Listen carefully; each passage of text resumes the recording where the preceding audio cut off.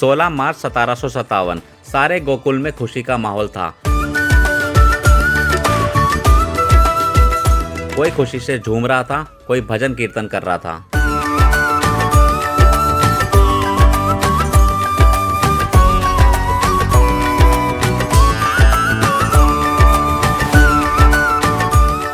लेकिन तभी उत्तर की दिशा से धूल का गुब्बार उठता है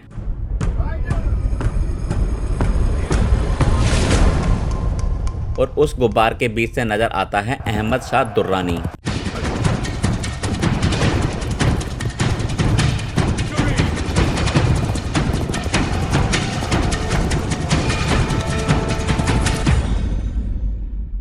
जो अपनी विशाल अफगानी सेना के साथ तेजी से गोकुल को तबाह करने के लिए चला आ रहा था।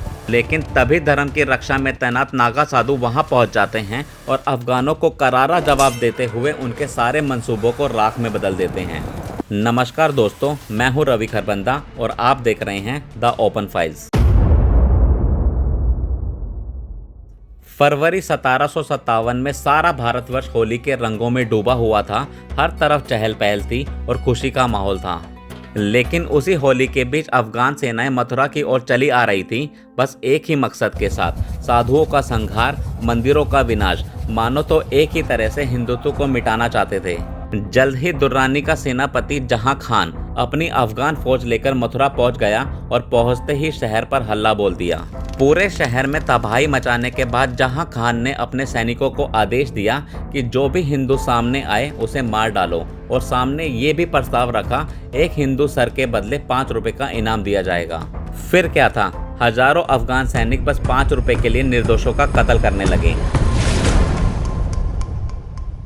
जो भी रास्ते में दिखता उसे तो मारते ही, साथ ही में घर में घुसकर सबका गला काट देते। देखते ही देखते उन्होंने पूरे मथुरा को हिंदुओं की लाशों से भर दिया। फिर बारी आई मंदिरों की, जहां खान ने अपने सैनिकों को आदेश दिया कि कोई भी मूर्ति बचनी नहीं चाहिए। सेनापति के आदेश मिलते ही वो सारे सैनिक जानवरों की तरह मंदिर पर टूट पड़ते हैं और भाला, तलवार, हाथी, जो कुछ भी उनके पास हो उससे मंदिर को बुरी तरीके से तोड़ डालते हैं। फिर जो मूर्तियां दिखी उन्होंने उन्हें क्रूरता से तोड़ दिया और मूर्तियों के सर को बोल बनाकर ठोकर मारी, ताकि वे दिखा सकें कि हिंदू धर्म भी इसी प्रकार से कुचला जाएगा। मथुरा में भारी तोड़फोड़ मचाने के बाद 6 मार्च 1757 को अफगान सेना वृंदावन पहुंच जाती है और वहां पहुंचकर भी उन्होंने फिर से वही अत्याचार दोहराया। हजारों की हत्या, मंदिरों में आग और शहर का विनाश।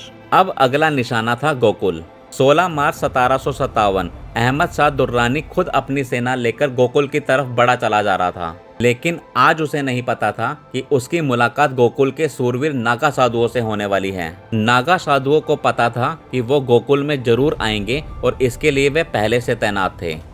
ठीक वैसा ही हुआ। जो ही अफगान सेनाएं शहर में तबाही मचाने के लिए घुसने लगी, नागा साधु भस्म में लपेटे, त्रिशूल और भाले को हाथ में लिए रणभूमि में उतर आए। रणभूमि में आके उन्होंने ऐसा गर्जन मचाया कि उनकी पूरी अफगान सेना डर से सिहर उठी।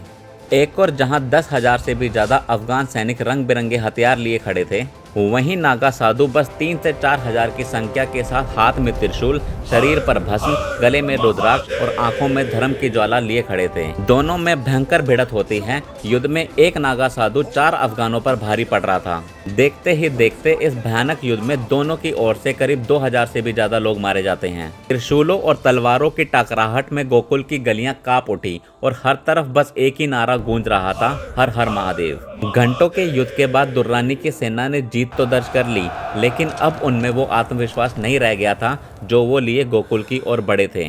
वो बस इसी सोच में डूब गया कि क्या साधु महात्मा भी इतने प्रचंड योद्धा हो सकते हैं। कुछ देर ऐसे ही असमंजस से सोचने के बाद जब वो शहर को लूटने के लिए आगे बढ़े, तभी बंगाल के एक दूत जुगल किशोर ने सामने आकर अहमद शाह से कहा, गोकुल में तुम्हें कुछ नहीं मिलेगा, यहाँ सिर्फ तपस्वी हैं, खजाना नहीं। ये सुनकर अहमद शाह फिर से कांप उठा। उसने सोचा कि इन नागा साधुओं ने वैसे ही इनका बुरा हाल कर दिया है, लेकिन अगर फिर से अंदर कोई उनके जैसा तपस्वी भेष के काल में मिल जाए तो उनकी बची कुची सेना भी मौत के घाट उतर जाएगी। यही सोचकर उसने अपनी सेना को पीछे बुला लिया और वापस लौट गए। और इस प्रकार नागा साधुओं के शौर्य और पराक्रम की वजह से गोकुल बच गया। 1757 का ये पल याद दिलाता है, जब भी अधर्म बढ़ेगा, जब भी हिंदुत्व पर तलवार उठेगी, तब कोई ना कोई नागा साधु फिर जाग उठेगा। तो दोस्तों, अगर आपको ये वीडियो पसंद आई है तो वीडियो को लाइक करके अपने दोस्तों के साथ शेयर करना ना भूलें। मैं रवि खरबंदा जल्द मिलूंगा आपसे एक और इंटरेस्टिंग डॉक्यूमेंट्री में। तब तक के लिए चैनल को सब्सक्राइब करके हमारे साथ जुड़े रहिए।